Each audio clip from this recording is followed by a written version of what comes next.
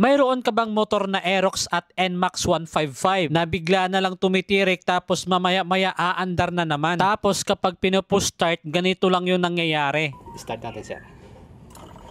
Ayan o. At pag sinilip nyo ang dashboard, meron na kayong mapapansing error 12. Ay mga boss, 12. Kapag ganito nga ang nangyari sa motor mo, huwag agad mawalan ng pag-asa. Dahil sa videong ito, ituturo ko kung paano ito i-troubleshoot at ayusin. At hindi na nga natin gagamitan na ito ng diagnostic tools. Common ang ganitong issue sa Aerox at NMAX. Kapag ganito nga ang problema ng motor mo, ang madalas nasisira yung CKP sensor. Or kaya naman wirings lang nito. Pero bago nyo palitan, ganito muna yung dapat yung gawin. I-check nyo muna ang voltahe ng battery. Dapat pumalo ito ng 12.6 to 12.8 volts. At yan ang pinaka-standard. Kung sakaling walang laman yung battery, dapat i-charge muna. Kapag walang problema, rekta na kayo sa baba. Dito natin makikita ang magneto, stator at CPK sensor. Kapag nakita nyo ang magneto na puro kalawang, tanggalin nyo ito at sabay pinturahan na rin. Bago nyo palitan ang CPK sensor, subukan nyo muna linisin at alisin yung mga kalawang dito sa stator. At i-check nyo ang winding coil ng stator. Kung wala itong problema, gamit ang multimeter. Sa ganitong paraan, maiiwasan natin ang dobling gastusin. Huwag nyo rin kalimutan na i-double check ang sakit ng stator galing dito papuntang computer box. Baka naman nag-uumpisa na ang sunog ng bawat terminal. Ngayon, kung hanggang dito ay pinapanood mo pa rin yung video ko, baka naman pwede papindot na lang yung follow. Sir,